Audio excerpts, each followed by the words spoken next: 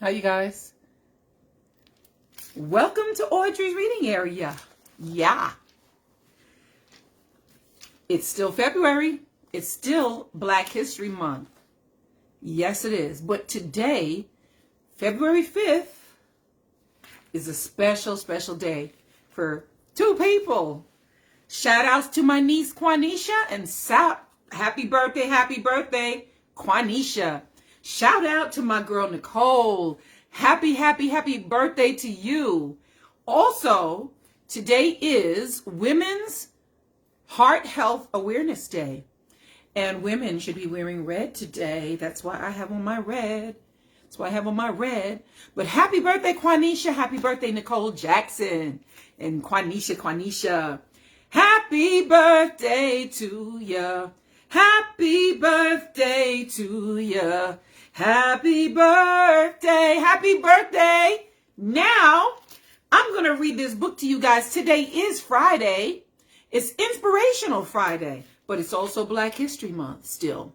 So, I do have an article from the Action magazine that I'll be reading to you today. Meet Your New Hero. This one is about John Lewis. It says, meet your new hero. John Lewis. Let me read this to you. It is a scholastic magazine. This is a magazine that they give to the teens in high school. It says, meet your new hero. John Lewis was beaten and arrested in his fight against racism.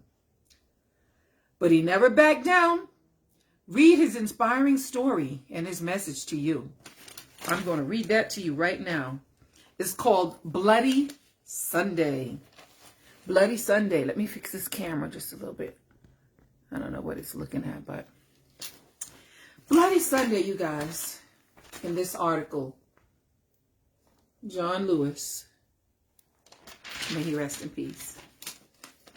Okay, this magazine has so many things on these pages to read, and I'm going to try to get all of them, try to get them in order, how they're written. It says it's a true story from the Civil Rights Movement by Todd Olson. This is written by Todd Olson. Bloody Sunday. It was 3 p.m. on Sunday, March 7, 1965. 25-year-old John Lewis led the way into the Edmund Pettus Bridge in Selma, Alabama. Behind him were 600 protesters walking peacefully 2 by 2.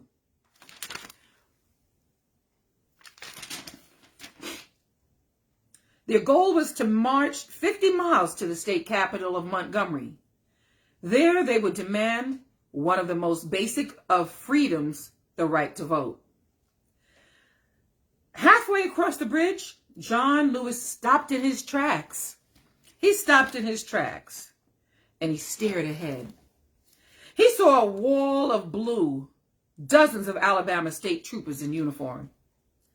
Behind the troopers were more men in regular clothes. They carried clubs the size of baseball bats. Lewis wasn't sure what was about to happen, but he knew it could put lives at risk. He also knew it could change the course of history.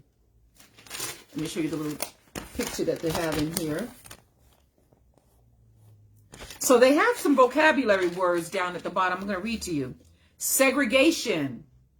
Segregation is the act of keeping people at different races separate from each other. Literacy. Literacy is the ability to read and write. Register. Register is to put your name on an official list. Civil rights. The rights that every person should have, no matter his or her sex, race, or religion. Discrimination. Unfair treatment of others based on differences in such things as age, race, or gender. These are your vocabulary words. So now, at the top of the page, it shows pictures. It says, it was a time of terrible violence and racism against Black Africans. Here's the picture for that one. Another picture, it says, unfair laws and violent police officers stopped millions of Black Africans from using their right to vote. That's the picture for that one. Then one day in 1965, 25-year-old John Lewis led 600 peaceful protesters onto a bridge in Selma, Alabama. What happened next would change our country forever. It says, attacked. Lewis and about 60 other peaceful protesters were injured by state troopers on Bloody Sunday. Bloody Sunday.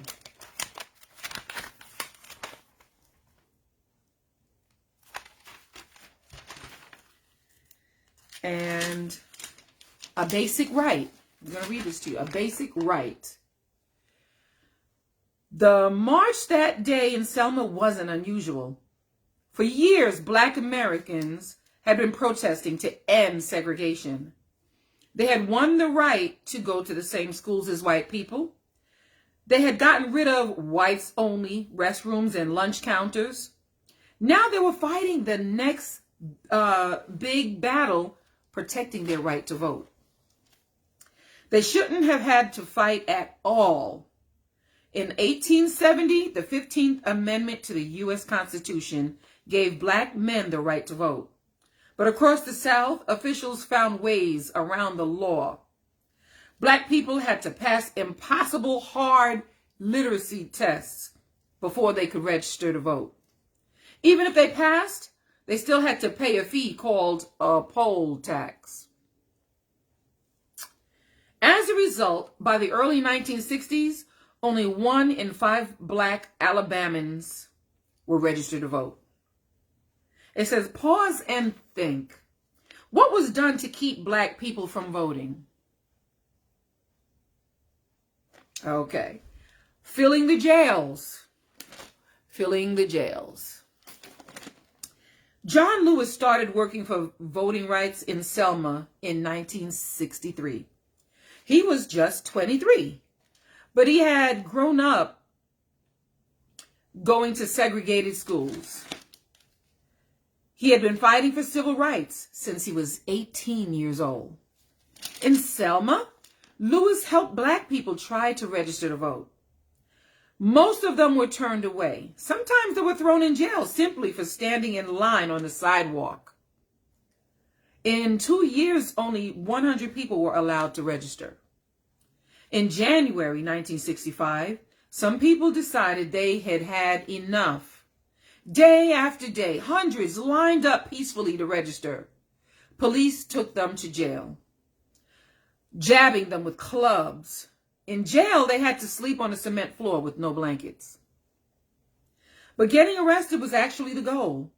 The protesters wanted to fill Selma's jails until they made the news. Hopefully, other Americans would notice and join the call for change. Then, in February, that's this month, a man named Jimmy Lee Jackson was shot to death by police. He had been trying to protect his grandfather. At Jackson's funeral, a plan was made. Protesters would march from Selma to Montgomery. To get there, they had to cross the Edmund Pettus Bridge. Now it says pause and think. How did people in Selma protest in a peaceful way? Think about it. Battle on the bridge. Let me show you the pictures on this. This is where they were going to walk.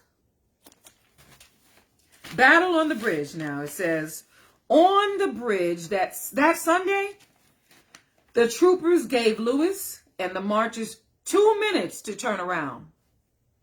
Then they charged. Lewis heard the clunk of boots on the pavement. He heard the clip-clop of horses' hooves. He heard a woman yell, "Get him!" A trooper swung his club at Lewis's head, and Lewis went down. "I thought, this is it," he said later. "People are going to die here. I'm going to die here." The attack lasted 10 minutes.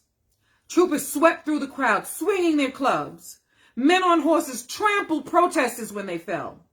When it was over, men, women, and children lay on the street bleeding. At least 60 people were injured. Lewis was left with a broken skull. A broken skull. Pause and think. What happened on that bridge that Sunday? Yes. Victory at last. That day on the bridge became known as Bloody Sunday, and it made America pay attention. Protesters filled the streets in 80 cities. Hundreds of people arrived in Selma, hoping to continue the march. President Lyndon B. Johnson promised to protect the marchers this time. On March 21st, 3,200 marchers left Selma. They crossed the bridge safely. 4 days later, they marched into Montgomery. And 5 months later, Congress passed the Voting Rights Act, the new law that made discrimination against black voters illegal. Illegal. In less than a year, 8,500 new black voters were registered in the Selma area. Pause and think. What changed after the march to Montgomery? What changed? A final message. John Lewis died this summer at age 80. After his work on Selma, he served as a congressman for 34 years. Even then, he didn't stop protesting. He led sit-ins and warned that some states still make it hard for black Americans to vote. Just a few weeks before he died, Lewis returned to the Edmund Pettus Bridge. He had a message for young Americans that day. Speak up, speak out, get in the way, he said. We got to make America better for all of her people. Wow. Here's some pictures of what happened.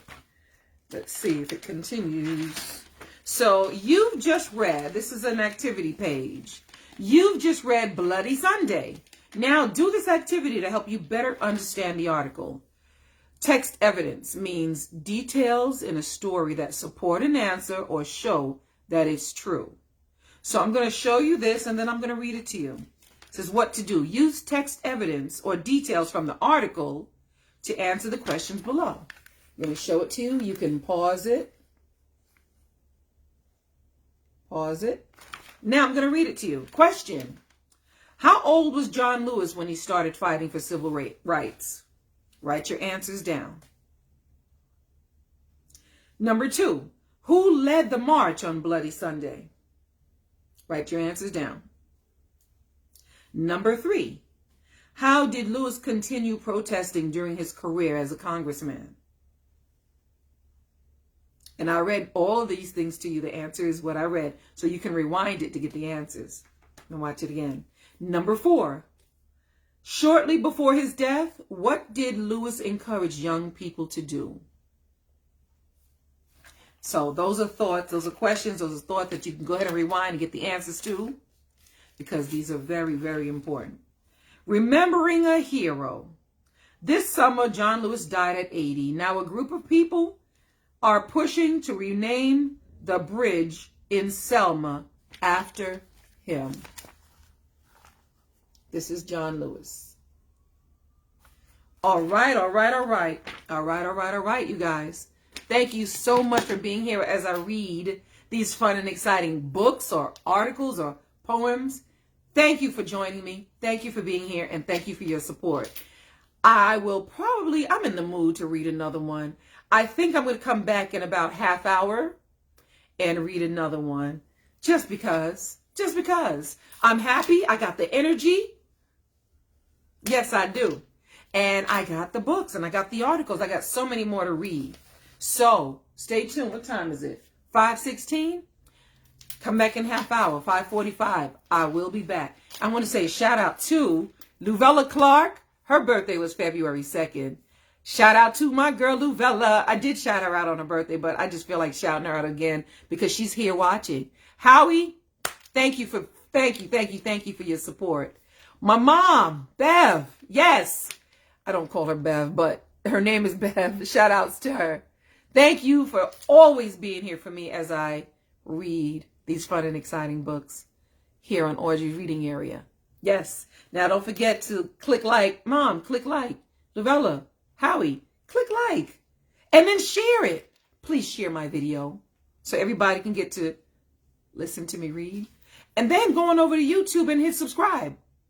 All right, all right, all right. Now today is Friday, so I will not be back tomorrow. I don't read here on Saturdays or Sundays unless it's a special occasion or unless I didn't get to read it here. I will go back on special occasions on Saturday and read. Sheena! Shout out to Sheena! Yay! Sheena's here. Thank you guys so much for being here. Once again, I will be back in a half hour to read something else. So be here or be square. I will see you again in a half hour. And I'll see you again on Monday. I'll be live at 5 on Monday. See you soon. Audrey's Reading Area.